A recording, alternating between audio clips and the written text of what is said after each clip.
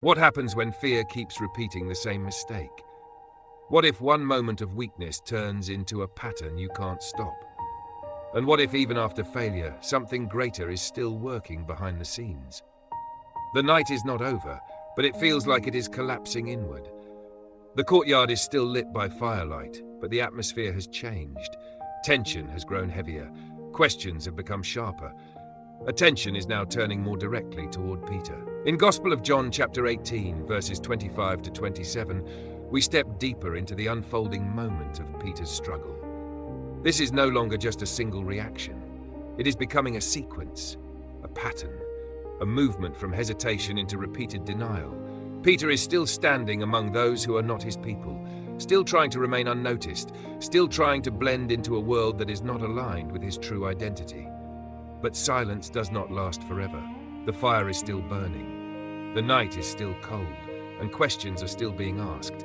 They ask him again, "You aren't one of his disciples too, are you?" This is the second time Peter is confronted, and this time the pressure is not unfamiliar. He has already experienced this moment once.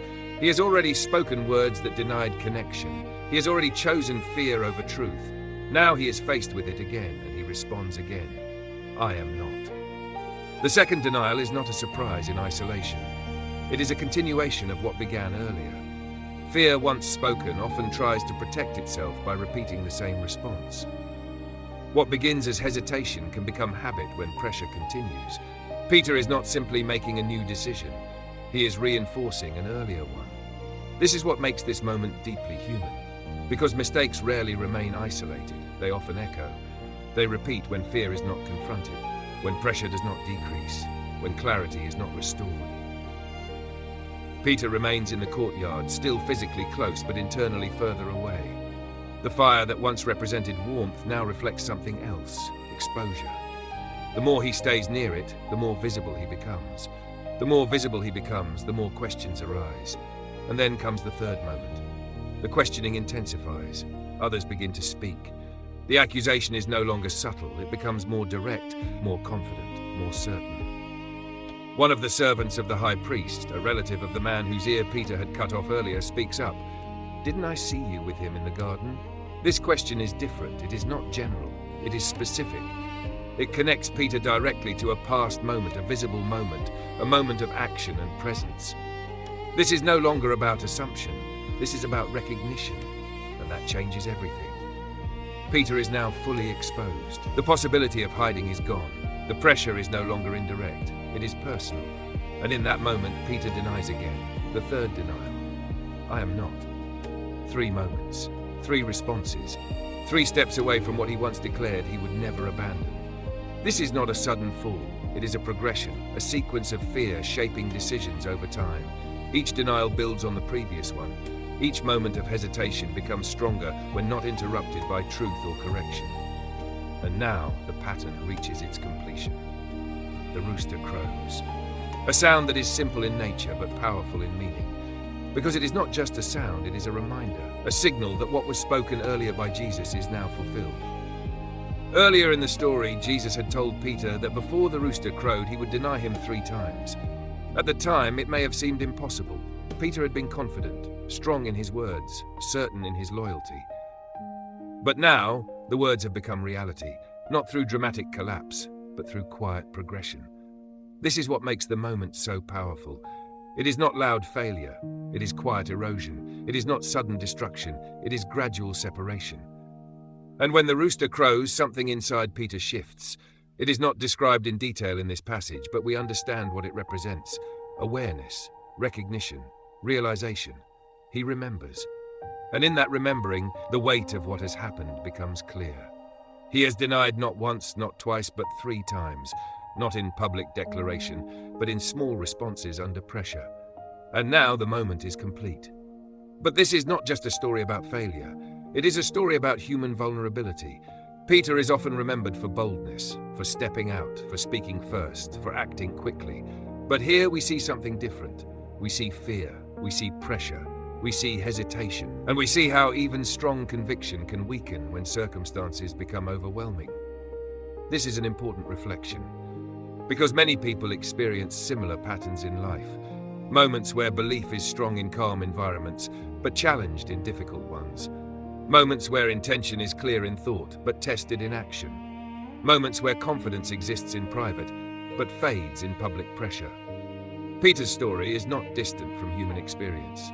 It is deeply relatable. The second and third denials show how fear can grow when it is not confronted early. The first denial opens the door, the second strengthens the direction, the third completes the pattern.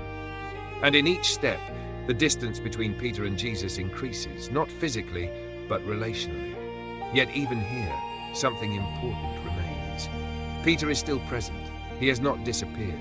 He has not left entirely. He is still within the environment of the courtyard, still within reach of what is unfolding. This detail matters, because failure does not always remove someone from the story. Sometimes it places them in a position where reflection can begin, where awareness can grow, where transformation becomes possible later. And while this moment is painful, it is not final. The rooster crowing does not represent the end of Peter's journey. It represents a turning point in his understanding of himself. Because true transformation often begins with recognition of weakness, not denial of it, not hiding it, but seeing it clearly. Peter's denial also highlights something deeper about pressure. Under pressure, identity is tested. Under pressure, words are revealed. Under pressure, what we truly rely on becomes visible. Peter had relied on closeness to Jesus in moments of safety, but when separation and fear entered the situation, his responses changed. This reveals how fragile human confidence can be when it is not anchored deeply enough. But it also sets the stage for growth, because awareness of weakness is the beginning of strength formation. Another important detail is the environment itself. The courtyard is not neutral. It is a place of authority, observation, and judgment. Peter is surrounded by people who are not aligned with his identity, and in that environment, pressure increases. This shows how surroundings influence decisions, not always forcing them, but shaping them, influencing them, amplifying internal fears. This is why environment matters in moments of vulnerability, because even strong conviction can weaken in environments that consistently challenge it. Yet even in this environment, Peter's presence shows something important. He is still close to the unfolding events of Jesus. He is not completely detached. And that proximity, even though inconsistent, becomes part of what will later lead to restoration. Because awareness requires presence, and transformation requires recognition. As the rooster crows, the emotional weight of the moment settles. Peter's actions are complete in sequence, but not in consequence. The story does not end here, but this moment becomes a foundation for what comes next. Because failure, when acknowledged, can become a catalyst for change. Not immediately, not easily, but deeply. This is what makes Peter's journey significant. He is not defined by this moment alone, but this moment shapes him. It reveals his limits, it exposes his fear, it confronts his confidence, and it prepares him for future transformation. Because only those who recognize weakness can truly understand strength. Only those who see their limitations can learn dependence. Only those who experience failure can appreciate restoration. So while this moment is heavy, it is not without meaning. It is part of a larger journey, a journey that continues beyond this night, beyond this courtyard, beyond this denial, and it leads towards something greater that Peter himself does not yet see.